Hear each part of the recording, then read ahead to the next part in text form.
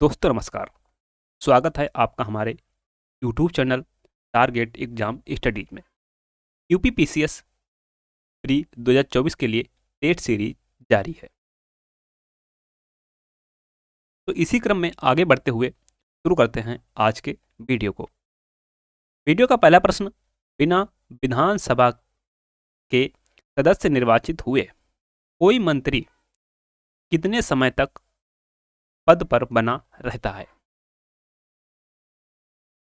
यदि ऐसा कोई व्यक्ति जो विधानसभा का सदस्य निर्वाचित नहीं हुआ है वह भी मंत्री बनाया जा सकता है।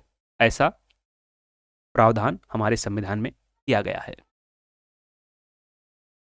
बशर्ते कि उसे 6 माह के भीतर किसी भी सदन का सदस्य बनना पड़ेगा। जहां पर विधान परिषद है, या तो विधान परिषद का सदस्य बन जाए या फिर विधानसभा का। और जहां पर केवल विधानसभा है वहां पर विधानसभा का सदस्य बनना पड़ेगा। ऑप्शंस हैं 1 वर्ष 6 माह, 3 वर्ष 3 माह। यदि ऐसा कोई सदस्य मंत्री निर्वाचित होता है तो वह 6 माह तक मंत्री पद पर बना रह सकता है। इस अवधि के समाप्ति के बाद वह मंत्री नहीं रहेगा अगर वह 6 माह के भीतर किसी सदन का सदस्य नहीं बनता है। अगला प्रश्न, राष्ट्रपति पर महाभियोग का आरोप संसद के किस सदन द्वारा लगाया जा सकता है? ऑप्शंस हैं लोकसभा, राज्यसभा, संसद के किसी भी सदन द्वारा, उपरोक्त में से किसी के द्वारा। राष्ट्रपति पर महाभियोग की प्रक्रिया अनुच्छेद 61 में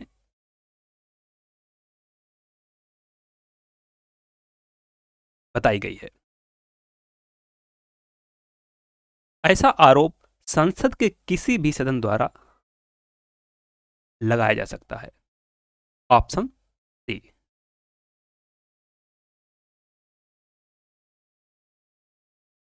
प्रश्न नंबर 3, संविधान के किस अनुच्छेद द्वारा सिखों को कृपाण धारण करना धार्मिक स्वतंत्रता का अंग माना गया है?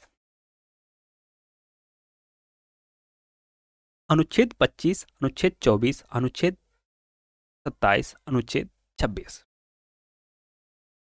ऐसा माना गया है अनुच्छेद 25 के द्वारा।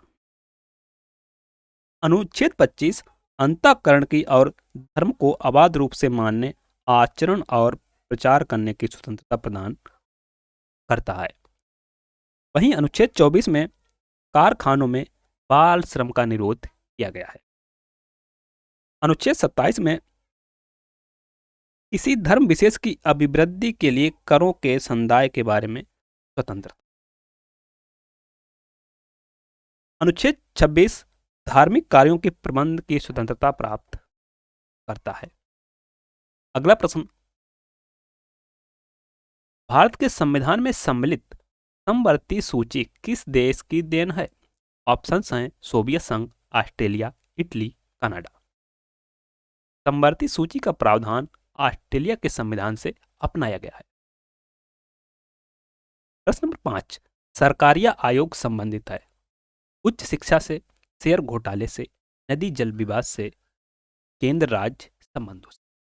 सरकारिया आयोग केंद्र राज्य संबंधों से संबंधित। अगला प्रश्न है, राज्यपाल को वेतन तथा भत्ता दिया जाता है।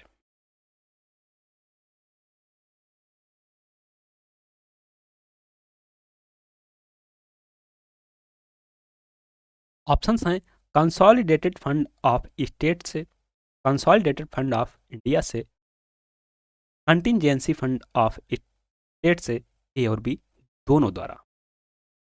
राज्यपाल, राज्यों के लिए एक राज्यपाल होगा, ऐसा प्रावधान संविधान के अनुच्छेद 153 में किया गया है।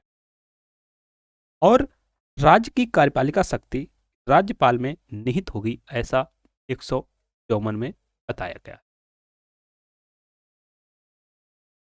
अब इसे जो वेतन भत्ता दिया जाता है वह है कंसोलिडेटेड फंड ऑफ स्टेट से दिया जाता है। अगला प्रश्न, भारत के राष्ट्रपति अपना त्यागपत्र किसको संबोधित करके देते हैं? ऑप्शंस हैं लोकसभा स्पीकर, उपराष्ट्रपति, प्रधानमंत्री, उच्च न्यायालय के मुख्य न्यायाधीश।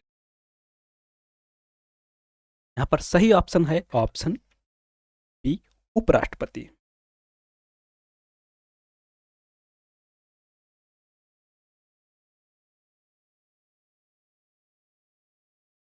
राष्ट्रपति का उल्लेख संविधान के अनुच्छेद 52 में किया गया है और संघ की कार्यपालिका शक्ति राष्ट्रपति में निहित होगी, ऐसा प्रावधान अनुच्छेद 53 में किया गया है। अगला प्रश्न है, भारतीय संविधान में सम्मिलित नीति निर्देशक तत्वों की प्रेरणा हमें किस संविधान से प्राप्त हुई? ऑप्शंस हैं ऑस्ट्रेलिया, अमेरिका, फ्रांस, आयरलैंड। सही ऑप्शन है ऑप्शन डी, आयरलैंड। नीति निर्देशक तत्वों की प्रेरणा हमने आयरलैंड के संविधान से ली है और इनका उल्लेख संविधान में अनुच्छेद 36 से 51 तक में किया गया है और ये भाग है भाग 4 में, भाग 4 में।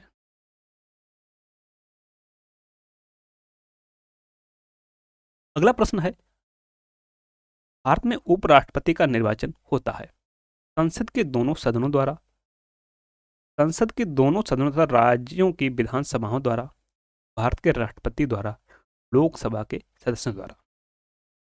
भारत में उपराष्ट्रपति का निर्वाचन संसद के दोनों सदनों द्वारा होता है। अगला प्रश्न है, पार्लियामेंट संसद के किसी सदन के सदस्य ना होने पर भी सदन की बैठक में कौन भाग ले सकता है? ऐसा कौन सा व्यक्ति है जो किसी भी सदन का सदस्य नहीं है फिर भी सदन की बैठक में भाग ले सकता है? ऑप्शंस हैं भारत के मुख्य न्यायाधीश, भारत के महान्यायवादी, मुख्य चुनाव आयुक्त, राष्ट्रीय मानवाधिकार आयोग के अध्यक्ष। यहाँ पर सही ऑप्शन है ऑप्शन बी, भारत के महान्यायवादी, जिनका उल्लेख संविधान के अनुच्छेद 76 में किया गया है और इनको अनुच्छेद 88 के द्वारा विशेषाधिकार प्रदान किए गए हैं कि यह संसद के किसी भी सदन में भाग ले सकते हैं, बोल सकते हैं, अपना मत नहीं दे सकते हैं। मत देने का अधिकार नहीं है।